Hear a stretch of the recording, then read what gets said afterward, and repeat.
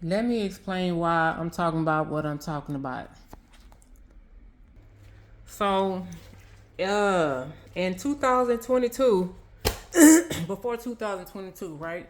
I grew up and I was going to church and hearing the word. By and by, I started figuring myself to understand the word, and I probably did, but like on a carnal level, if I could say it like that. Um, and so when I'm talking about hitting the kids, that's what I'm talking about. I'm talking about don't put your hand on them kids. Um, I thought that since these are my kids, I have five of them. That you supposed to just discipline them how you got disciplined or however you feel is right. And the truth is, we don't actually, some of us, the type that I was talking about in the last video, don't really know what discipline is. We think the discipline is whooping. And and so with that verse that you spare the rod, you spoil the child, whatever. I don't know what they was like talking about in those times. I thought I had some type of connotation.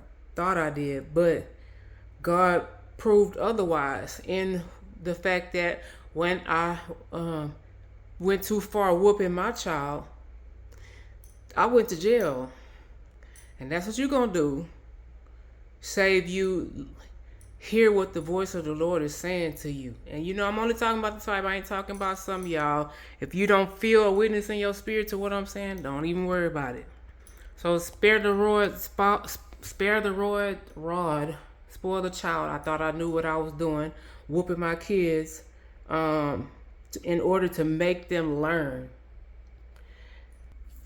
But I used to hear some of the old folks say, you don't have the sense the good God gave you, or the good sense that the Lord gave you, something like that.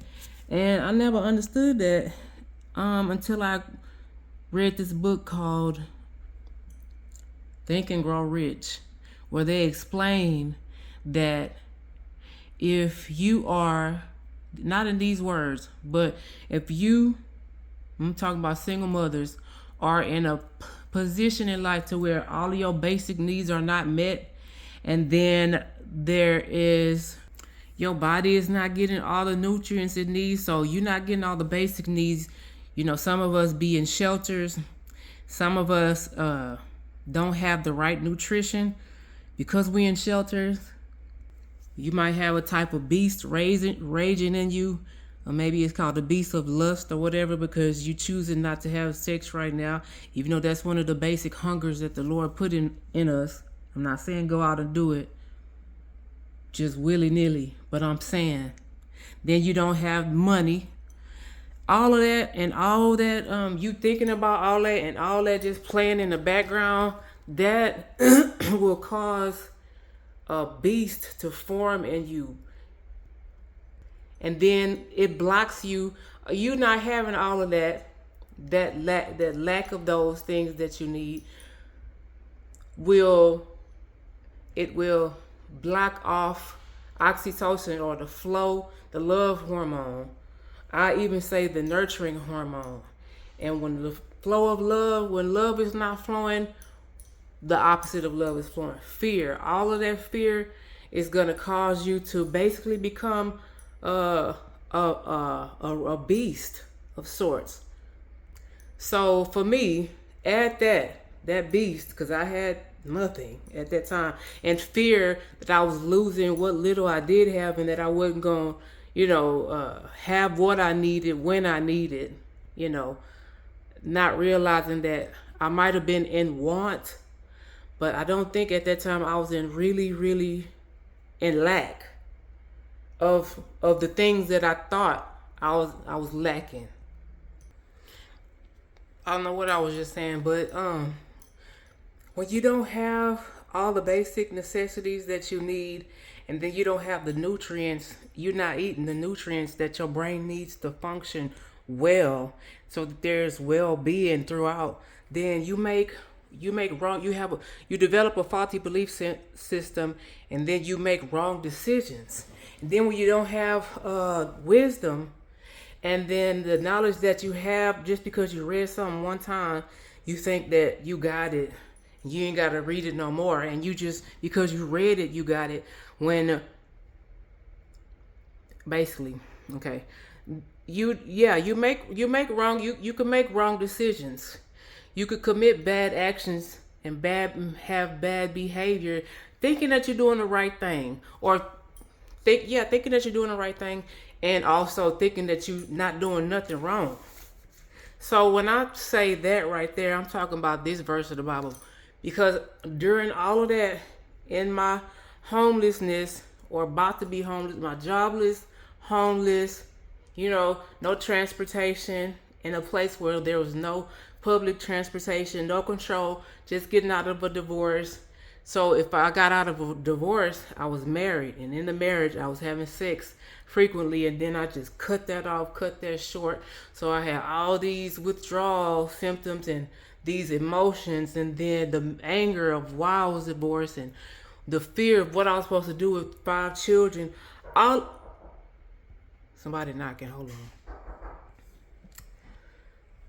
So I'm in the shelter right now.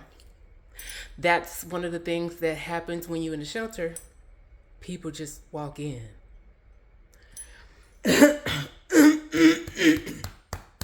Anyway, what was I saying?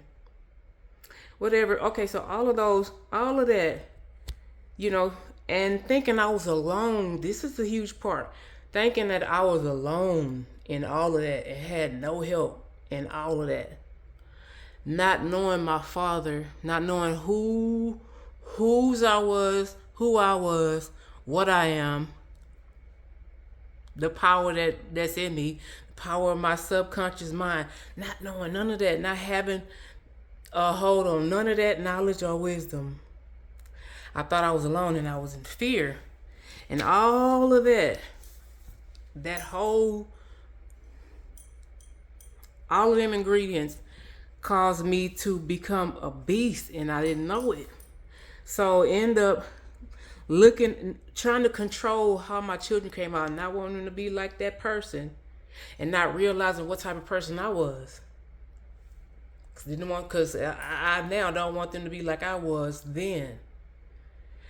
And all that through naivete and all of that, ignorance. But anyway, created a monster. So one day, my son was, in all the moves, the bouncing around, he did some things. He did some things that might should have got a whooping. He set, my cousin's house on fire in 2 different rooms.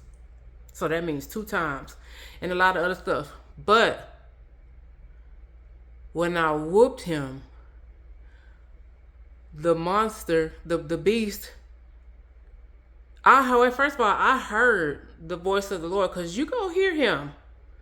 Occasionally, you're going to hear him, and it ain't you. You know it's somebody. It's in here. It's in here, and you can hear it.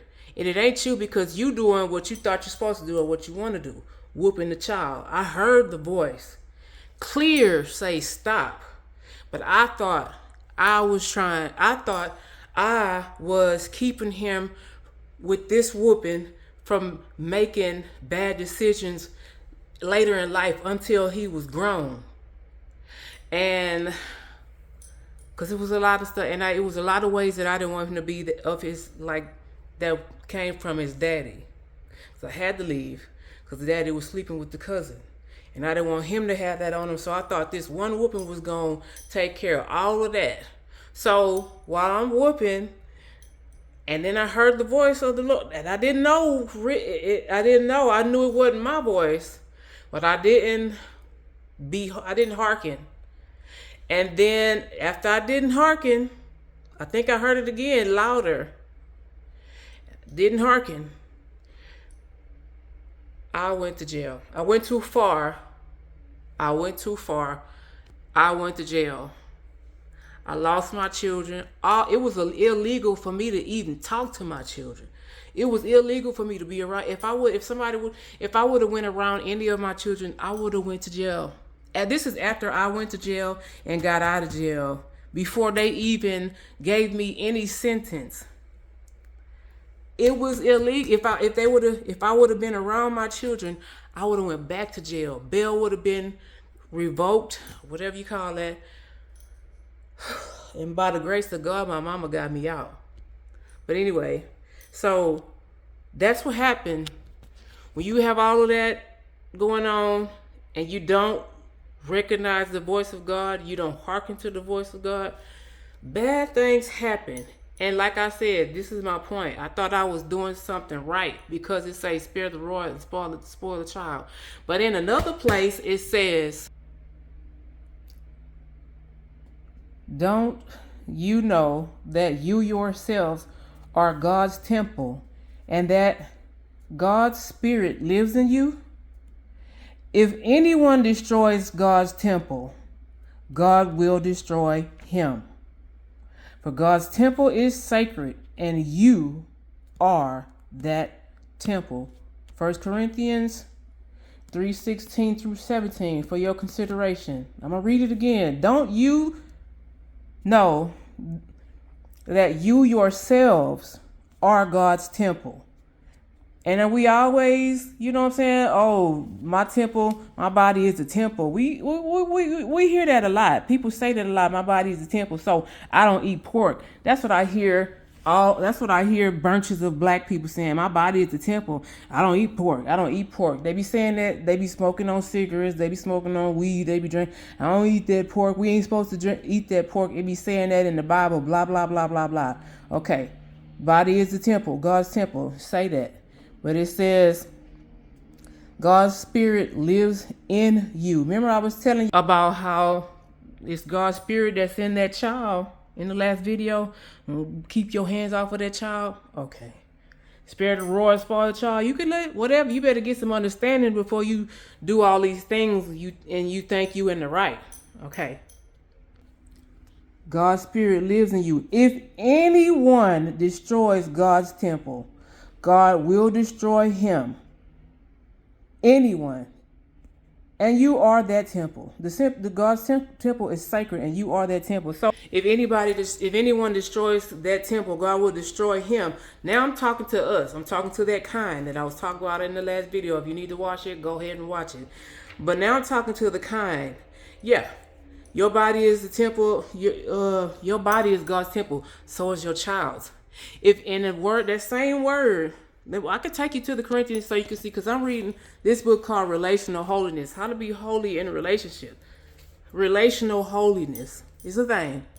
So this, where is this at? It said 1 Corinthians 3:16 and 17. Well, let me go through this right quick. The typical holiness sermon from this text assumed an individualistic premise. Each of our bodies is God's temple, and we should not destroy that temple by smoking, I'm talking to the non-pork eaters, by drinking, or otherwise abusing this temple. Conveniently, little was ever said in such sermons, because we all heard that sermon. Little was ever said in those sermons about overeating at church potluck or anywhere, or getting hooked on caffeine. You understand what I'm saying? Otherwise abusing this temple. What temple? The temple of God. What temple? You are that temple. The Spirit, God's Spirit lives within you. If anyone destroys that temple, God will destroy. Where is it at? God will destroy. Back to spare the rod, spoil the child. Back to the type that's keeping these hands on the kids, and your life ain't even right, whether you know it or not, whether you are aware of it or not, whether you are conscious of it or not. Your life ain't right. So keep your hands off that child, because you don't know what you're doing. If any man abuses, so not just you abusing your temple. And now I'm talking about whooping. I'm not talking about pork, because you are abusing that child. You have abused that child. I abused that child. I went to jail. That was God's grace. Now we on grace. Grace is one of the videos. I have videos on God's grace. Grace. Him putting me in jail instead of taking my life, that was God's grace. Because he said he will destroy whoever destroys. So God's grace. I went too far on the boy. I went to jail. That was his grace, because I'm still living and we together. And the courts, took me off of whatever punishment. The Father allowed them to understand whatever he was whispering to them, and he allowed their hearts to be softened so they could receive his word and they could let me go, because they knew I hadn't done anything other than that. And before that, it's two times I went far. And I got in trouble. I went to jail, right? I went to jail. But that was a grace. Again, I'm talking to my people now, my sisters in Christ, my sisters. Keep your hands off the child. You don't know what you're doing. You think you do, stop. Because if you the type, then you probably in shelters on food stamps. You probably don't have it. You probably got more than one child. You probably, if you working hard. You probably working at some McDonald's or some stuff like that. Child support, which I was never allowed to. I wasn't allowed to have it. TANF, all that, and you think you okay. But in the back of your mind, something in you is a witness that this can't be life. This can't be love. This can't be right. There's gotta be more. This can't be us. Something. So it's just like an undercurrent of maybe rage. It's fear, but there's an underlying current of maybe rage or irritation. You know what I'm saying? Bitterness or jealousy. It's under there because you don't have all that you need, because you have to come close to God. Draw close to him and he'll draw close to you. You better get to know the source of all. God is the means. God is the means. God is all that you need, and he's the means to whatever you think you need. God is. And his grace is sufficient for whatever want you think you have. His grace is sufficient. But again, I'm talking about relational holiness. So you otherwise abusing this temple. This is why you in jail. This is why I was in jail. This is why some of y'all don't have y'all kids. You need to draw close to God. Let him, so that he will draw close to you, so you can start getting some understanding. And all I get understanding. Relational holiness. You need to be ye holy because I am holy, says the Lord God. Even with your children. If you don't understand what holiness is, we're going to read this book together. We're going to read this book. You might not get this book. This is an important book also. Even with your children, you got to be holy. And their body is a temple too. Them men, because I done met a few people that let their child sip on a beer or whatever. Like when I went to jail, and then they gave my child to the daddy for whatever reason. Not gonna get on that. And he let him drink beer, or told him to drink beer. I don't know what it was. Let or told, whatever. God was drinking beer? Is that what it was? The Spirit of God is in that boy. That was abuse. God will destroy him that destroys the temple of God, God's temple. And no shame and condemnation, because you're going to go through the go-through. Whatever God got for you. But we all have had to learn a lesson. All of us have had to learn a lesson. No shame, no condemnation. Don't feel bad, because that's going to make you worse. No shame and condemnation. And also remember, God's grace, God's mercies are new every morning. Every morning you wake up. It's another day to draw close to God so he can draw close to you and you can get it right. Because when I say his mercies are new every day, this ain't your first time putting your hands on the child. You woke up, you wasn't in jail, the child's still yours. Cause when I came in and when that happened and the police came and they snatched my child away from me, they didn't let me speak to them. They didn't let me say bye. I didn't know where they was taking them. A bunch of those folks and in armor and all this bull crap to take my child away from me like slave days. I knew what they felt. I know what my ancestors felt like.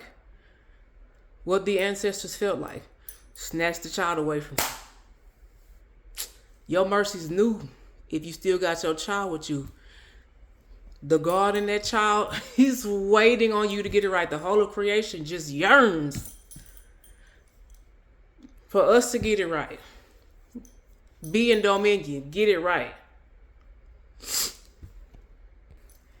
And believe. Trust and believe. Somebody know what you're doing.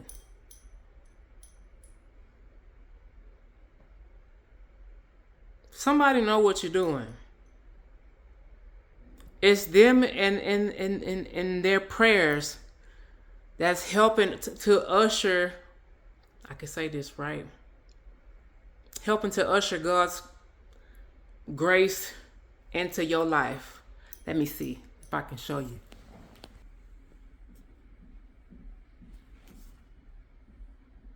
Yeah.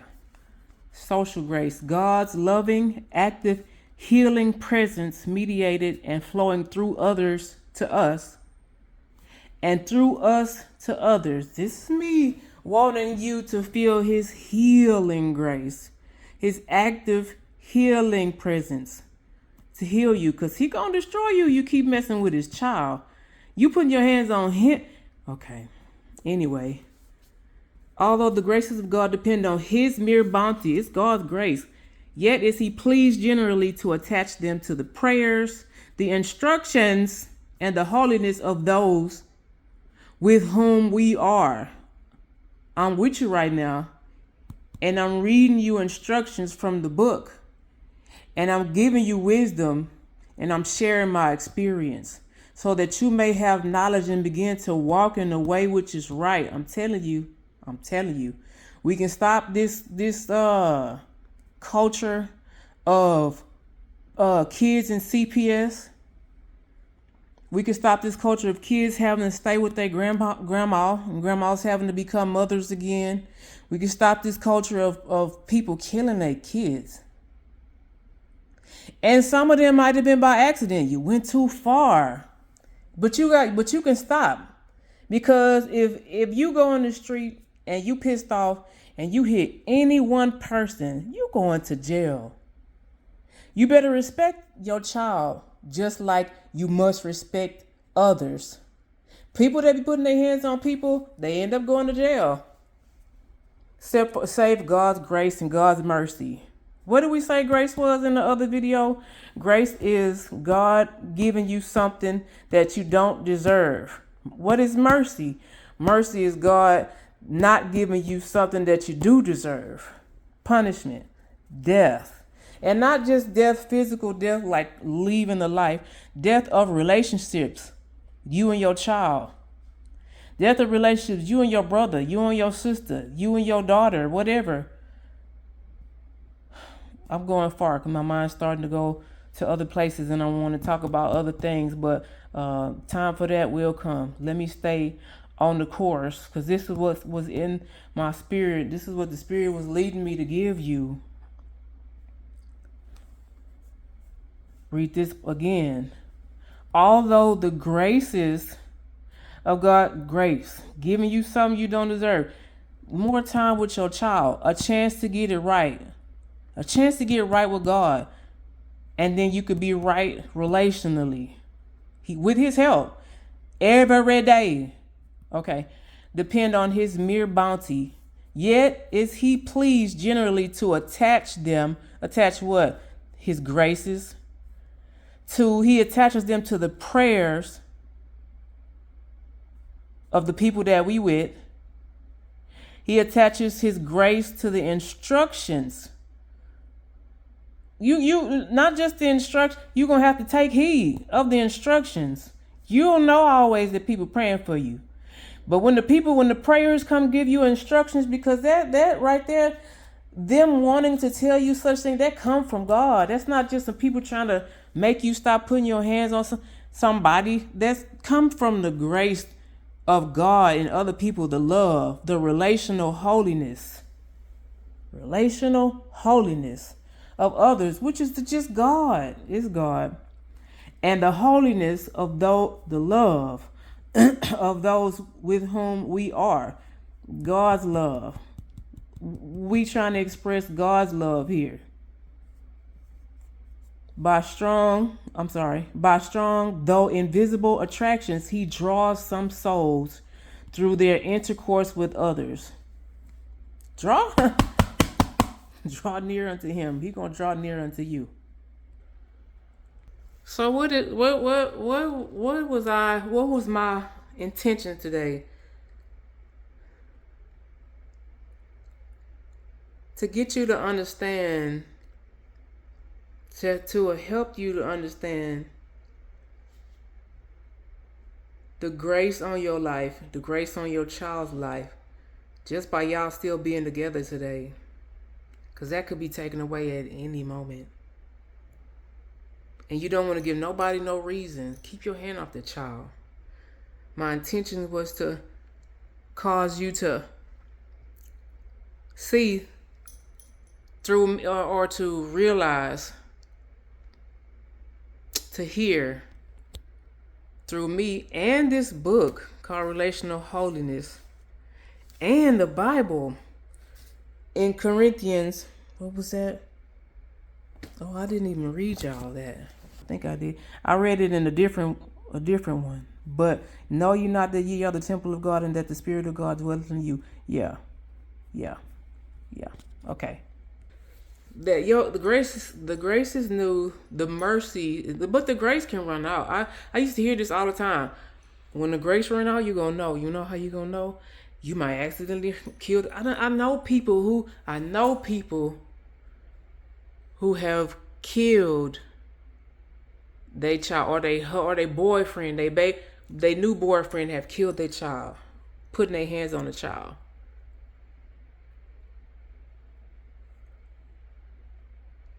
I know people. This is real life, I'm saying. And you can't control when God gonna get tired of letting this child be abused by you. You can't control that. You can't control when God gonna take his breath from that little body because he tired of you doing that. Or because he feel like, okay, the grace ran out, that's good enough. Me, and who wrote this book? Thomas J. Ord and Michael Lodall. And who Peter be writing everything? Paul be writing everything. I don't know. Yeah, Paul wrote Corinthians, trying to exhort, trying to admonish you. Realize God's grace, draw close, draw near unto God, and he'll draw near unto you. Receive his righteousness. Stop putting your hands on them kids. Be thou holy, because he is holy. Relational holiness, relational and social grace, and love and mercy and kindness and gentleness. That child, again, in that child, that's God in the office of your child. Watch your mouth. Keep your hands to yourself. That's my instruction from somebody who lived through it and made it out on, and I'm happy. Me and my children are happy because I learned, because I healed, and all that pain, hurting, loneliness from not having my children, money being gone, because when you get on probation and you go to jail and all those things, they want the money. And I ain't have no job. I told you about all the things I was lacking. I didn't have. I was bleeding every day, bleeding. Like my life. I felt like the life force in me was bleeding. I'm giving you instructions coming through me.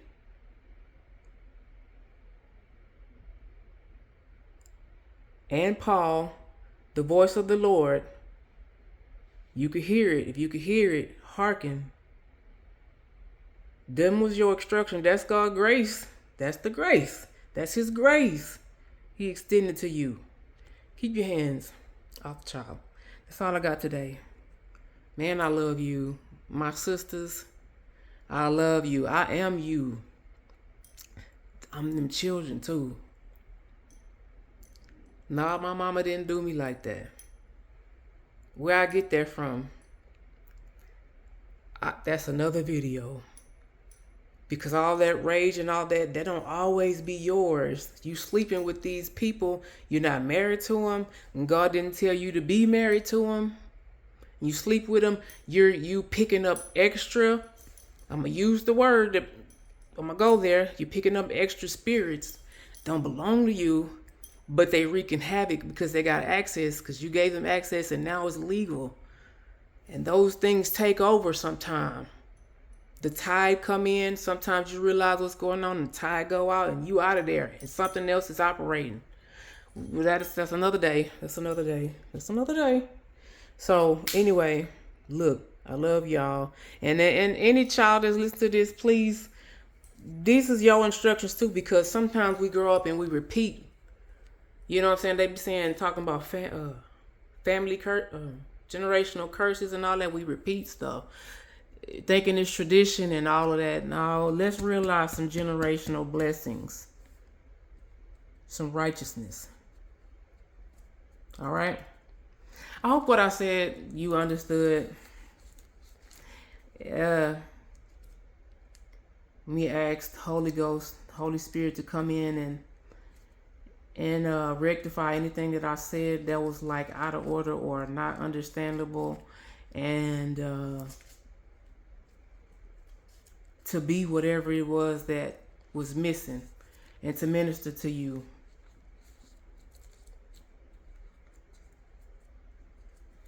Serious about this, and so is God. It's time for a change.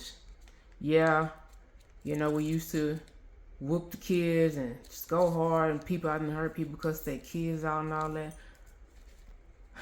It's time out. The grace has worn off for that.